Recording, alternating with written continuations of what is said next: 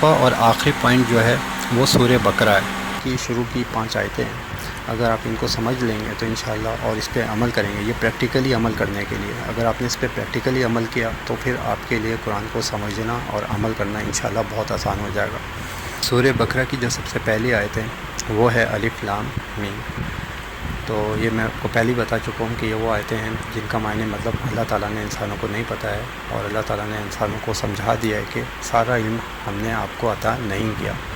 اس لیے ان باتوں پہ بحث نہ کرو جن کے بارے میں آپ کو علم نہ ہو. سورہ بقرہ کی دوسری آیت ہے اس کتاب کے اندر کوئی شک نہیں اور پرہیزگاروں کو راہ دکھانے والی ہے. تو پہلی اللہ تعالیٰ نے اس میں دیکھیں اگر تو 2 پوائنٹ بتائے ہیں اس دوسری آیت میں. ٹھیک ہے، تو آپ کوشش کریں جب بھی قرآن پڑھیں تو تھوڑا تھوڑا کر کے پڑھیں، اور جیسے آپ نے ایک آیت پڑھی تو اس کے اندر جتنے پوائنٹ بنتے ہیں ان پوائنٹ کے اوپر غور کریں. ٹھیک ہے، تو اس میں 2 پوائنٹ اب ہمیں نظر آ رہے ہیں. پہلا یہ ہے کہ اس کتاب میں کوئی شک نہیں ہے، یہ اللہ کی یعنی کتاب ہے، اور سائنس آج ویسے ہی اتنی ترقی کر چکا ہے، ہر چیز کی ریسرچ کرتا ہے، اور آخر میں ریسرچ کے بعد وہ جو کچھ کہتا ہے وہی چیز ہمیں قرآن میں نظر آتی ہے. تو ظاہر سی بات ہے اللہ کی کتاب ہے، جس نے دنیا بنائی ہے اس کو نہیں پتہ ہوگا تو کس کو پتہ ہوگا. تو اس لیے اس کتاب میں آپ شک کرنے کی تو کوئی بات رہی نہیں. اور دوسرا پوائنٹ جو ہے وہ پرہیزگاروں کو راہ دکھانے والی ہے. پرہیزگار یعنی کہ یہ وہ لوگ جن کو علم یعنی جن کو پتہ چل جائے کہ اب یہ کام منع کر دیا گیا تو وہ اس کام کو کرنے سے رک جائے. جیسے ڈاکٹر کہتا ہے کہ آپ جو ہے اب یہ فلاں چیز مت کھائیے گا جب تک آپ کی بیماری ٹھیک نہ ہو جائے. تو وہ آدمی اس چیز کی قوت رکھتا ہے جیسے گوشت کھانے کی یا دودھ پینے کی، لیکن وہ اس وقت تک اس کو نہیں کھاتا جب تک کہ وہ ٹھیک نہ ہو جائے. تو ویسے ہی اللہ تعالیٰ نے ہمیں جن چیزوں سے منع کیا اور ہماری قدرت میں پھر بھی ہم اس کام سے رک جاتے ہیں. تو جہاں جہاں آتا ہے اے مومنوں، اے مسلمانوں، تو اس طرح کی جیسی آیتیں نظر آتی ہے تو یہ ہمیں سیدھا حکم ہے اور ہمیں اس پہ عمل کرنا ہے اور پرہیزگاروں میں شامل ہو جانا ہے. سورہ بقرہ کی جو تیسری آیت ہے وہ کچھ اس کا مفہوم یوں ہے کہ جو لوگ غیب پر ایمان لاتے ہیں اور نماز کو قائم رکھتے ہیں اور ہمارے دیے ہوئے مال میں سے خرچ کرتے ہیں. تو اس کے اندر بھی اللہ تعالیٰ نے اگر دیکھیں تو 3 پوائنٹ بتائے ہمیں، اور ہم ایک ایک پوائنٹ کو سوچتے جائیں گے اور اس کے بارے میں تحقیق کرنے کی کوشش کریں گے تو ہمیں آسانی رہے گی قرآن کو سمجھنے میں اور اس پہ عمل کرنے میں. میں آپ کو پہلے ہی بتا چکا ہوں کہ یہ پریکٹیکلی عمل کرنے والی چیز ہے، یعنی ہمیں اس کو دماغ میں رکھنا ہے ہر لمحے. اس آیت میں پہلا جو پوائنٹ جو ہمیں ملتا ہے وہ یہ ہے کہ جو لوگ غیب پر ایمان لاتے ہیں. تو غیب جو ہے وہ اللہ سبحانہ و تعالیٰ ہے، فرشتے ہیں، قبر کا سوال جواب ہے، حشر ہے، ٹھیک ہے، قیامت کے روز کے جو واقعات ہے، جنت دوزخ، یہ سب غیب ہے ہمارے لیے، ان سب کو ہم نے نہیں دیکھا. ٹھیک ہے، تو اللہ سبحانہ و تعالیٰ کا تو یوں ہے کہ ہم نے ان کو دیکھا نہیں لیکن محسوس کر سکتے ہیں قرآن کے ذریعے کہ اللہ تعالیٰ نے کہا کہ قرآن جو ہے وہ میری کتاب ہے اور محمد صلی اللہ علیہ وآلہ وسلم جو ہے وہ میرے آخری نبی ہیں. تو جب آپ محمد صلی اللہ علیہ وسلم کی زندگی دیکھتے ہیں تو ان زندگی کے اندر کئی واقعات ہمیں نظر آتے ہیں جہاں ہم دیکھتے ہیں کہ 313 مسلمان تھے، دوسری طرف 1000 سے ہزاروں کا لشکر اور مقابلہ ہوتا ہے اور وہ 313 جو ہے وہ فاتح ہو جاتے ہیں، اور جن کے پاس سامان بھی نہیں تھا، جن کے پاس کچھ بھی نہیں تھا کرنے کو. تو اللہ تعالیٰ اپنی قدرت دکھا رہے ہیں اور بتا رہے ہیں دنیا کو. دوسری طرف جو ہے اگر ہم دیکھیں تو جو آج سائنس جس طرح کی باتیں اور دعوے کرتی جا رہی ہے وہ سب کی سب غیب کے قریب قریب ہمیں کرتے جا رہے ہیں. یعنی وہ ریسرچ کر کے وہ یہاں تک پہنچ گئے ہیں کہ ڈی این اے جو ہے اگر ہم کسی انسان کا ڈی این اے سے کوئی دوبارہ انسان بنائیں گے تو وہ انسان ویسے ہی حرکت کرے گا جیسا پہلا انسان کرتا تھا، جیسے وہ بولتا تھا ویسے ہی وہ بولے گا، جیسے وہ سوچتا تھا ویسے ہی سوچے گا. اور اللہ تعالیٰ قرآن میں فرما رہے جب میں نے تمہیں ایک دفعہ بنا دیا تو دوسری دفعہ بنانے میں مجھے کوئی مشکل نہیں ہے، اور میں ایک بارش برساؤں گا قیامت میں اور تمام انسان دوبارہ ویسے ہی زمین سے نکل آئیں گے جیسے وہ پہلے تھے. تو یہ ڈی این اے کی بات کرنا، اور ڈی این اے تو بالکل ہی سب سے ننھا منھا ذرہ ہے انسان کا. تو جب ہم سائنس کی باتوں پہ یقین کر لیتے ہیں بغیر دیکھے ہوئے تو اللہ سبحانہ و تعالیٰ کی باتوں پہ کیوں نہ یقین کرے جو آج سے 1400 سال صدیوں پہلے کہی گئی یہ ساری باتیں. تو اسی طریقے سے اگر دیکھیں غیب کا علم جو ہے وہ اس کا مطلب یہ ہے کہ جتنے بھی اللہ تعالیٰ نے قرآن میں علم بتائے ان سب کے اوپر ہم نے فوکس کرنا ہے اور ان سب کو ہم نے ماننا ہے۔ ایسا نہیں ہے کہ ہم کہیں کہ فلاں فرشتے کو ہم نہیں مانتے یا فلاں چیز کو ہم نہیں مانتے۔ اگر آپ نے کسی بھی ایک غیب کے علم کی چیز کا انکار کیا تو اس کا مطلب ہے آپ نے اللہ سبحانہ و تعالیٰ کی کتاب کا انکار کیا، اور اس کتاب کا انکار کرنے کا مطلب آپ نے اللہ سبحانہ و تعالیٰ کا انکار کیا۔ تو اس لیے غیب کے علم جو ہے وہ آپ جتنا آپ کو بتایا جائے گا اس پہ آپ نے آنکھ بند کر کے یقین کرنا ہے، اس کے بارے میں سوالات نہیں کرنا ہے۔ اب آپ جو ہیں وہ غیب کے اوپر جتنی بھی حدیثیں ملتی ہیں یا تفسیر ملتی ہے، قرآن کے اندر آیتیں ملتی ہیں، آپ اس کو جب ریسرچ کریں گے تو آپ کا جو ہے وہ علم اس سے کافی بڑھ جائے گا۔ تو اسی طریقے سے چھوٹے چھوٹے ٹکڑے کر کے پوائنٹ کر کے آپ نے قرآن کو سمجھنے کی کوشش کرنی ہے، تو پھر آپ کے لیے قرآن کو سمجھنا اور اس پہ عمل کرنا بہت انشاءاللہ آسان ہو جائے گا۔ اب دوسرا پوائنٹ اسی کے اندر آ جاتا ہے، نماز کو قائم رکھتے ہیں۔ تو اللہ تعالیٰ نے صاف لفظوں میں کہہ دیا ہے کہ کفر اور ایمان کے درمیان جو ہے وہ نماز ہے، فرق جو ہے وہ نماز ہے، یعنی جو لوگ نماز نہیں پڑھتے وہ کفر کے دائرے میں جا کے کھڑے ہو جاتے ہیں۔ یہ اس طرح کے اس کے محفوظ لوگوں نے بتائے ہیں حدیث کے۔ تو نماز کو لازمی پڑھیں، بھلے آپ کی قضا ہو جائے، فجر آپ صبح دیر سے اٹھتے ہیں لیکن آپ اٹھیں، فجر کی نماز لازمی پڑھ لیں۔ اسی طریقے سے ظہر کی، عصر، مغرب، عشاء، یعنی آپ ہر وقت نماز کو ہمیشہ قائم رکھیں، چاہے کتنی ہی مشکل آ جائے۔ پیغمبروں کے اوپر مشکل آئے، محمد صلی اللہ علیہ وسلم نے پیٹ کے اوپر پتھر باندھ لیا، تو پھر ہمارے اوپر تھوڑی سی اگر مشکل آ جائے تو کیا؟ سورہ بقرہ کی آیت نمبر 3 کا جو تیسرا پوائنٹ بنتا ہے کہ ہمارے دیے ہوئے مال میں سے خرچ کرتے ہیں۔ تو اللہ سبحانہ و تعالیٰ نے اس میں بڑا طریقے سے فرمایا ہے کہ جو مال میں نے تمہیں دیا ہے، اس کا مطلب یہ ہے کہ حلال پیسہ جو آپ محنت سے کماتے ہیں، وہ حلال پیسہ جو آپ کو ملتا ہے، تو کوئی محنت کرتا ہے اس کو ڈبل ٹرپل ملتا ہے، اور کوئی محنت کرتا ہے اس کو بہت کم ملتا ہے۔ تو اللہ تعالیٰ کہتے ہیں جو بھی تمہیں پیسہ ملا ہے، جو بھی رزق مل رہا ہے، وہ ہماری طرف سے ہے، اور اس کے اندر سے تم نے خرچ کرنا ہے۔ ٹھیک ہے، زیادہ کی خواہش ٹھیک ہے ہونی چاہیے، لیکن حرام کام کی طرف راغب مت ہو جانا۔ ٹھیک ہے، حرام کام کیا ہوتا ہے کہ آپ نے کسی کو دھوکہ دے دیا، کسی کا فراڈ کیا، ٹھیک ہے، جھوٹ بول کے کوئی سامان بیچ دیا یا کوئی کاروبار کر لیا۔ اسی طریقے سے آپ نے اپنے جو آپ کو کام دیا گیا تھا اس کے اندر آپ نے ڈنڈی مارنا شروع کر دی۔ تو اس طریقے سے آپ اپنے پیسوں کو حرام نہ کریں، بلکہ حلال طریقے سے اپنا کام کریں، اور جو پھر اس میں سے پیسہ آپ کو ملے تو اس میں کسی سے حسد جلن نہ رکھیں، بلکہ آپ اس پیسے سے ہی خرچ کریں اور اللہ تعالیٰ کا شکر ادا کریں، کیونکہ یہ دنیا بیسکلی امتحان ہے، اور امتحان میں اللہ تعالیٰ نے فرمایا ہے کہ میں کسی کو دے کے آزماتا ہوں اور کسی سے لے کے آزماتا ہوں۔ تو اس میں یعنی کسی کو زیادہ دے کے آزمایا جا رہا ہے اور کسی کو کچھ نہ دے کے آزمایا جا رہا ہے، تو یہ ہر کسی کی آزمائش ہے۔ تو ہر آدمی ایک دوسرے کو نہ دیکھے بلکہ اپنی آزمائش کو دیکھے جو اللہ تعالیٰ کی طرف سے اس کے اوپر آئی ہے۔ تو اللہ تعالیٰ سے مدد مانگتا رہے، ثابت قدم رہے، اور جو اللہ تعالیٰ نے مال دیا ہے اسی میں سے کوشش کرے خرچ کرے۔ اور جب آپ یہ کریں گے تو اس کا سب سے بڑا فائدہ یہ ہے کہ ایسے لوگوں کی عبادتیں قبول ہوتی ہیں اور ایسے لوگوں کی دعائیں بھی قبول ہوتی ہیں۔ تو پھر اگر آپ جو ہے سورہ فاتحہ پڑھتے ہیں یا اعوذ باللہ من الشیطان الرجیم پڑھتے ہیں اور قرآن سمجھنے کے لیے، تو اس کا اثر لازمی آپ کی زندگی پر ہوگا۔ تو میں آپ کو پہلے یہ بات بتا چکا ہوں کہ یہ سارا پریکٹیکلی اگر آپ کر رہے ہوں گے تو پھر آپ کو قرآن سمجھنا اور اس پہ عمل کرنا بہت آسان ہو جائے گا انشاءاللہ۔ سورہ بقرہ کی اب چوتھی آیت ہے، اور جو لوگ ایمان لاتے ہیں اس پر جو آپ کی طرف اتارا گیا اور جو آپ سے پہلے اتارا گیا، اور وہ آخرت پر بھی یقین رکھتے ہیں۔ تو یہ ایک پوری چوتھی آیت ہو گئی۔ تو اس میں پہلی بات کی گئی کہ جو لوگ ایمان لاتے ہیں اس پر جو آپ صلی اللہ علیہ وسلم کی طرف اتارا گیا، تو نبی کریم صلی اللہ علیہ وسلم کی طرف کیا کیا اتارا گیا؟ اگر آپ دیکھیں تو قرآن تو اتارا ہی گیا، اس کے علاوہ جو ہے صحیح حدیثیں جس کو ہم کہتے ہیں وہ بھی آپ صلی اللہ علیہ وسلم کی طرف اتاری گئی تھی، تو اس پہ بھی ہمیں یقین رکھنا لازمی ہے۔ کچھ لوگ کہتے ہیں کہ نہیں جی سب قرآن ہی سب کچھ ہے، تو ایسا نہیں ہو سکتا۔ اس کی مثال آپ ایسے لے لیں کہ قرآن میں جگہ جگہ کہا گیا کہ قیام کیا کرو، کس ٹائم پہ؟ وہ 5 ٹائم کون سے ہیں؟ کیا آپ کے پاس یہ قرآن کے اندر واضح کیا گیا ہے؟ کیا اللہ تعالیٰ نے قرآن میں بتایا ہے واضح کر کے کہ سنت پہلے پڑھی جائے، فرض پڑھی جائے، نفل کب پڑھی جائے، اور کتنی رکعت ہونی چاہیے، پہلے قیام ہو، پہلے سجدہ ہو یا پہلے رکوع ہو؟ یہ سارے طریقہ کار اللہ تعالیٰ نے اتنے واضح کر کے نہیں بیان کیے۔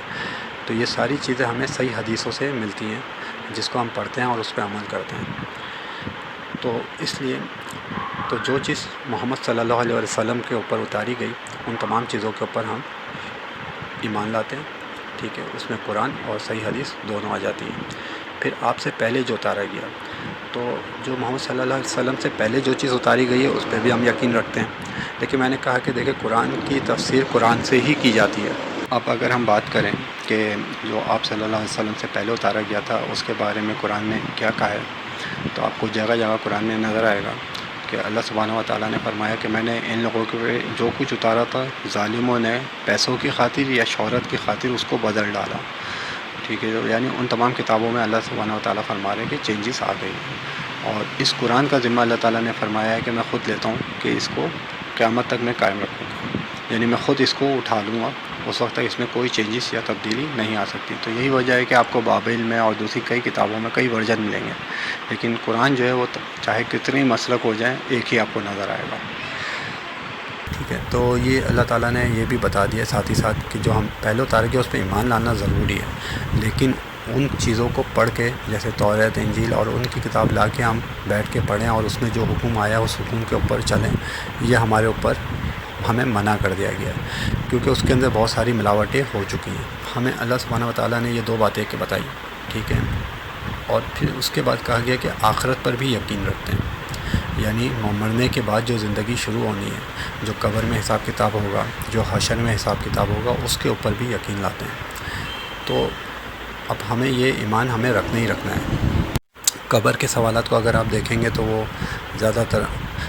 دین کے طرف ہے، ٹھیک ہے، آپ کے مذہبی جو رجحان ہیں، جو آپ کی عبادات ہیں ان کے اوپر ہے کہ تمہارا رب کون ہے، ٹھیک ہے، تم نے زندگی کی کیا مقاصد تھے، کہاں اپنی زندگی گزاری، ٹھیک ہے۔ مختلف حدیثوں میں مختلف روایت آتی ہیں، کہیں پہ روزوں کا بھی حساب ہوگا، زکوٰۃ، خیرات، وہ بھی قبر کے اندر آپ کے پتہ چلیں گے، تو قرآن کا بھی حساب کتاب اسی میں آ جائے گا۔ تو جب یہ ساری باتیں بتائی جائیں گی تو ہم یہ سارے سوالات یعنی قبر میں ہو جائیں گے، اور پھر اس کے بعد ہمیں جو ہے وہ بتا دیا جائے گا کہ ہم جنت جائیں گے یا دوزخ جائیں گے، لیکن ہمیں اسے بتایا جائے گا، فائنلی اس کے اوپر کوئی عمل نہیں ہوگا۔ اس کے بعد ہمیں سلا دیا جائے گا، اور پھر جب ہم جاگیں گے وہ قیامت کے روز سور کی آواز سن کے جاگیں گے۔ پھر دوسرا جو ہے وہ حشر ہوگا۔ تو حشر میں کیا ہوگا کہ ہمارے سامنے سب حشر کے میدان میں جمع ہوں گے، اور وہ اس روز سب کا حساب کتاب ہوگا۔ اس دن جس آدمی کے اوپر ظلم کیا ہوگا ان سب چیزوں کا حساب کتاب ہوگا، سب کی نیتوں کا پوسٹ مارٹم ہوگا، ٹھیک ہے۔ بہت سارے لوگوں نے بڑی نمازیں پڑھی ہوں گی، لیکن پتہ چلے گا جی وہ شہرت کے لیے پڑھی تھی یا دکھاوے کے لیے پڑھی تھی۔ تو اسی طریقے سے بہت سارے لوگ ہیں انہوں نے بڑا زکوٰۃ، صدقات، سب کچھ سارے نیک کام کیے تھے، لیکن وہ صرف شہرت اور دکھاوے کے لیے کیے تھے۔ جیسے ایک حدیث میں آتا ہے کہ ایک آدمی بہت بڑے یعنی نیک اعمال لے کر آئے گا، لوگ بولیں گے یہ تو پیغمبروں کے ساتھ رہے گا، لیکن پھر پتہ چلے گا اس نے دنیا میں لوگوں کے اوپر اتنے ظلم کیے ہوں گے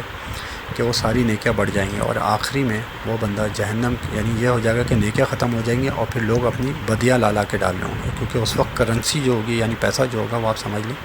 آپ کا یہی نیک اعمال اور برے اعمال ہوں گے۔ تو پھر لوگ کیا کریں گے کہ جب دیکھیں گے اس کے پاس دینے کے لیے کوئی نیک اعمال نہیں بچے تو لوگ اپنے برے اعمال اس کے اوپر ڈالتے چلے جائیں گے، اور کرتے کرتے وہ جہنم کے سب سے آخری حصے میں چلا جائے گا۔ اسی طرح ایک اور شخص جو ہے وہ اپنی یعنی اتنے برے اعمال لے کر آئے گا کہ لوگ بولیں گے یہ تو جہنم کے سب سے آخری حصے میں جائے گا، لیکن ہوگا یہ کہ وہ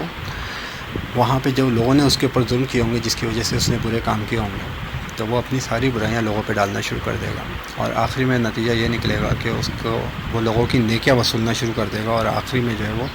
جنت کے اعلیٰ حصے میں چلا جائے گا۔ اب اس کا یہ مطلب نہیں ہے کہ آپ جو ہیں یہ سمجھیں کہ جی لوگوں نے ہمارے ساتھ دھوکہ کیا تو ہم بھی دھوکہ کریں گے یا فراڈ کریں گے، ایسا نہیں ہے۔ بہت سارے لوگوں نے کچھ اس طریقے سے کہا ہے کہ کوئی عورت بیوہ ہو جاتی ہے اور ارد گرد کے محلے کو خیال رکھنا چاہیے، لیکن وہ عورت کسی برائی میں مبتلا ہو جاتی ہے اور پھر برے کام کرنے لگ جاتی ہے، پھر اپنے بچیوں کو بھی وہ برے کام میں ڈال دیتی ہے۔ تو یہ سب چیزوں کا وبال جو ہے ان تمام لوگوں پہ آئے گا جو اس کے اڑوس پڑوس میں رہتے ہیں۔ تو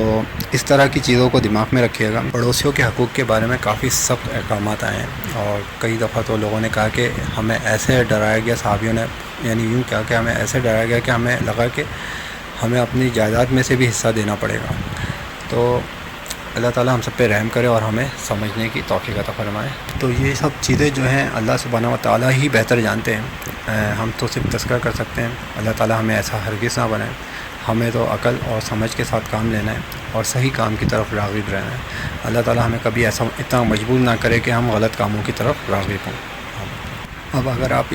اس پوری آیت کا ایک دفعہ جائزہ لیں گے کہ جو لوگ ایمان لاتے ہیں اس پر جو آپ صلی اللہ علیہ وسلم کی طرف اتارا گیا، جو آپ صلی اللہ علیہ وسلم سے پہلے اتارا گیا، اور آخرت پہ بھی یقین رکھتے ہیں، تو اللہ تعالیٰ نے ایک طریقے سے بالکل ہمیں سمجھا دیا ہے کہ آخری نبی اور آخری کتاب جو ہے وہ قرآن ہے، ٹھیک ہے۔ آخری نبی حضرت محمد مصطفیٰ صلی اللہ علیہ وسلم ہے، اس کے بعد اب کوئی بھی نہیں آئے گا، نہ کوئی کتاب آئے گی، ٹھیک ہے۔ تو اور اس کے بعد صرف اور صرف آخرت آئے گی۔ تو خیر آگے بہت ساری چیزیں ہیں، بہت ساری جگہ ہیں جہاں پہ اللہ تعالیٰ نے بالکل واضح فرما دیا ہے کہ حضرت محمد مصطفیٰ صلی اللہ علیہ وسلم جو ہے وہ آخری نبی ہے۔ تو جو لوگ نہیں مانتے تو وہ مسلمان کے دائرے سے یعنی اسلام کے دائرے سے باہر ہیں۔ سورہ بقرہ کی اب یہ 5ویں آیت ہے، اور اس آیت کو جیسے ہی آپ پڑھیں گے تو آپ کو سمجھ میں آ جائے گا کہ میں نے یہ سورہ بقرہ کی 5 آیتیں کیوں چوز کی، ٹھیک ہے۔ اس آیت کے اندر اللہ تعالیٰ نے فرمایا ہے کہ یہی لوگ اپنے رب کی طرف سے ہدایت پر ہیں، اور یہی لوگ فلاح اور نجات پانے والے ہیں۔ تو اب اگر ہم دیکھیں تو یہی لوگ اپنے رب کی طرف سے ہدایت پہ ہیں، کون لوگ؟ تو یہ اللہ سبحانہ و تعالیٰ نے الف لام میم سے لے کے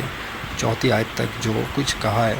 ان سب کے بارے میں اللہ سبحانہ و تعالیٰ یہیں پہ فرما رہے ہیں کہ یہ سب لوگ جو اس چیز کو پریکٹیکلی اس پہ عمل کرتے ہیں تو وہ سب جو ہے وہ ہدایت کے اوپر ہیں، اور یہی لوگ فلاح اور نجات پانے والے ہیں، اور انہی لوگوں کو فلاح ملے گی اور انہی کو نجات ملے گی اگر وہ اس کے اوپر پریکٹیکلی طور پہ چلیں۔ تو یہاں پہ یہ سب چیزیں کلیئر ہو جاتی ہیں، تو اس لیے میں نے یہ سارے 5 پوائنٹ رکھے ہیں آپ کے سامنے کہ قرآن شریف کو سمجھنے کے لیے یہ 5 پوائنٹ جو ہے وہ لازمی ہیں، اور جب تک ہم ان پہ عمل کریں گے اور ان کو سمجھیں گے، اور اسی طریقے سے ہم قرآن شریف کو تھوڑا تھوڑا کر کے پڑھیں گے اور اس کے جو ہے معنی مطلب کو نکالیں گے، نہ کہ یہ کہ ایک ہی دفعہ ہم نے پوری 25-30 لائنیں پڑھ لی، جیسے پتہ نہیں مقابلہ چل رہا ہو کہ کس نے کتنی جلدی کتنا قرآن ختم کر لیا۔ تو یہ سب ہمیں نہیں کرنا، بلکہ ہم صرف ایک آیت پڑھیں، اس کے اندر دیکھیں کتنے پوائنٹس ہیں، اور اس پوائنٹس کے حوالے سے کتنی قرآن کی آیتیں اس شامل ہیں۔ آج کل کمپیوٹر کا دور ہے، سب نیٹ پہ جاتے ہیں، آپ کمپیوٹر پہ جا کے سرچ کریں، آپ کو آخرت کے بارے میں لکھیں گے، پورے آخرت کے نام پہ جتنی بھی آخرت کے حوالے سے قرآن کی آیتیں ہوں گی وہ ساری سامنے آ جائیں گی، حدیثیں سامنے آ جائیں گی، تو آپ آرام سے پڑھ سکتے ہیں۔ اور آج کا زمانہ مجھے نہیں لگتا کہ اتنا مشکل ہے جتنا کہ پرانا زمانہ تھا، اور صحیح حدیثیں ہمارے سامنے 60-70 کتابیں ہمارے سامنے ہیں، جو کہ علماء نے بڑی محنت سے بھاگ دوڑ کر کے پتہ نہیں کتنے لمبے سفر کر کے یہ ساری چیزیں جمع کی صحیح حدیثوں کو، تو یہ سب ہمارے پاس ہے۔ اللہ تعالیٰ نے ہمیں اتنا آسان سب کچھ کر کے دے دیا ہے، تو اس کا ہم فائدہ اٹھائیں، اور بجائے اس کے کہ ہم جو ہیں بیٹھ کے کسی لکیر کے فقیر بنیں۔ لوگ آتے ہیں قرآن اور حدیث کے بجائے وہ اپنی باتیں ہمیں سناتے ہیں، اور کرتے کرتے وہ بیچ میں اپنی 4-5 جو ہے وہ غلط باتیں بھی ٹھوک دیتے ہیں، اور ہمیں پتہ بھی نہیں چلتا، اور ہم ان پہ بھی ایمان لے آتے ہیں اور ان کو بھی کرنے لگ جاتے ہیں۔ تو ان تمام چکروں سے ہم بچیں۔ اللہ تعالیٰ ہم تمام مسلمانوں کو ہدایت دے، ہمیں سمجھ عقل عطا فرمائے، ہم دوبارہ اسی طرح کے مسلمان بنے جیسے کہ حضرت محمد مصطفیٰ صلی اللہ علیہ وسلم نے شروع میں کوشش کی۔ جب ان کو مدینہ ملا تو مکہ میں وہ تبلیغ کرتے رہے، اور جب ان کو مدینہ ملا تو انہوں نے ایک نظام قائم کیا تاکہ سب کو انصاف ملے، سب کو ایک برابری کا حساب کتاب ملے، کوئی امیر کوئی غریب کا لاء نہیں رکھا، چور کی سزا ہاتھ کاٹنا رکھا، جو ظالم ہے ان سب کو سزا ملی، سود کا نظام بند کیا گیا۔ تو یہ پورا ایک ملک چلانے کا نظام حضرت محمد مصطفیٰ صلی اللہ علیہ وسلم نے پورا بنا کے ہمیں دے دیا۔ اب جب یہ نظام آ چکا ہے اور یہ نظام ہم سمجھ چکے ہیں تو ہمیں چاہیے کہ ہم اسی نظام کے مطابق جتنے بھی اسلامک ملک ہیں، پہلے تو کوشش کریں کہ ہم ایک ہوں، اور ہم کوشش کریں کہ ہم یہی نظام مصطفیٰ صلی اللہ علیہ وسلم کو اپنے اپنے ملکوں میں لائیں اور ایک ہونے کی کوشش کریں۔ تو امید ہے کہ آپ کو سمجھ میں آ گیا ہوگا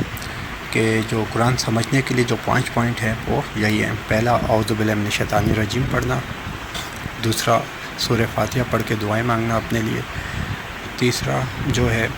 ہم قرآن کی آیتوں کی تشریح جو ہے وہ قرآن کی آیتوں سے کریں گے یا صحیح حدیث سے کریں گے، یا اسماء الحسنی محمد صلی اللہ علیہ وسلم کی زندگی سے کریں گے۔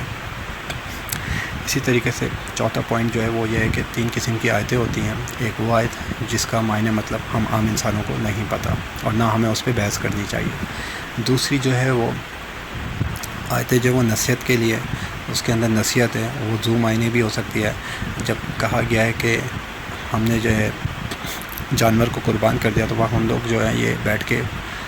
نہ نتیجہ نکالے کہ وہ کیا چیز ہو سکتی ہے، ٹھیک ہے، یا فلاں پھل کھا لیا ہے تو ہم بیٹھ کے اس پہ بحث نہ کریں کہ کون سا پھل تھا، بلکہ ہمیں سمجھنا ہے کہ انہوں نے نافرمانی کی تھی جس کی وجہ سے سزا ملی۔ تو یہ ساری چیزیں جو ہے ہمیں سوچنا ہے، سمجھنا ہے، اس پہ بحثیں نہیں کرنی بلکہ ان کو سمجھنا ہے۔ اور تیسری آیت وہ ہے جو کہ یکتا ہے، جس کے بالکل معنی مطلب صاف ہے، جو سیدھا سیدھا حکم ہے۔ تو یہ 4 پوائنٹ ہوئے، اور 5واں پوائنٹ جو تھا وہ سورہ بقرہ کی شروع کی 5 آیتیں ہیں جن کو ہم نے سمجھنا ہے اور ان کو دماغ میں رکھنا ہے اور ان کے اوپر پریکٹیکلی عمل کرنا ہے۔ تو جب ہم ان سب چیزوں پہ پریکٹیکلی عمل کریں گے تو انشاءاللہ ہمیں ہدایت ملے گی، ہمیں قرآن سمجھنے میں آسانی ہوگی، اور ہم جو ہیں ایک صحیح راستے پہ اور ایک صحیح مسلمان بنیں گے انشاءاللہ۔ اللہ تعالیٰ ہم تمام مسلمانوں کی مشکلات کو آسان کریں اور ہم لوگوں کو سیدھے راستے پہ چلنے کی توفیق عطا فرمائے، اللہم آمین۔ ساتھ ہی اس میں جو کچھ بھی کمی رہ گئی ہے تو اللہ تعالیٰ اس کو معاف کریں، یا کچھ اگر کسی کو، کوئی صاحب کو لگتا ہے، کسی بھی عالم صاحب کو لگتا ہے کہ میں نے کچھ غلط کہا ہے تو وہ ضرور مجھے کمنٹس کرے اور مجھے بتائیں، اور اللہ تعالیٰ مجھے بھی ہدایت دے اور میرے بھی دین اسلام کو آسان کرے اور ان کے لیے بھی۔ اور ساتھ ہی ساتھ جو ہے یہ ایک آخری پوائنٹ جو میں آپ سب لوگوں کو بتا دوں کہ قرآن سمجھنے کے بعد ہم مفتی نہیں بن جاتے ہیں، ٹھیک ہے، یاد رکھیے گا، مفتی کا درجہ ایک الگ ہوتا ہے جو فتوے لگاتے ہیں، جو فتوے دیتے ہیں۔ یہ قرآن اس لیے سمجھنے کو کہہ رہا ہوں تاکہ کوئی اور آدمی ہمیں کوئی غلط راستے پہ نہ لے جائے، کیونکہ ہم آج دیکھتے ہیں کہ بہت سارے لوگ ہیں بڑی 4 باتیں صحیح کرتے ہیں، 5ویں 6ٹھی باتیں جو ہے وہ اپنی طرف کی کر دیتے ہیں، اور ہم آہستہ آہستہ اپنے دائرۂ اسلام کو چھوڑ کے دوسرے راستے کے اوپر چلنا شروع ہو جاتے ہیں، اور پھر ایک وقت آتا ہے کہ ہم اسلام سے بہت دور ہو جاتے ہیں۔ تو اس لیے اس طرح کے لوگوں سے بچیں جو خود کوشش کرے کہ قرآن کو سمجھیں، تاکہ آپ جو ہیں کسی غلط راستے پہ نہ چلیں۔ کسی ایسے عالم کے پاس جائیں جو کہ فرض کے علاوہ سنتوں کا بھی خیال رکھتا ہو اور صحیح حدیثوں کی طرف زیادہ راغب ہو، اور حدیثیں جو ہیں وہ صحیح بیان کرتا ہو، تاکہ آپ جو ہیں وہ صحیح راستے پہ رہیں۔ تو اللہ تعالیٰ ہم سب کے لیے آسانی کرے اور ہم سب کو ہدایت کے راستے پہ رکھے، آمین ثم آمین۔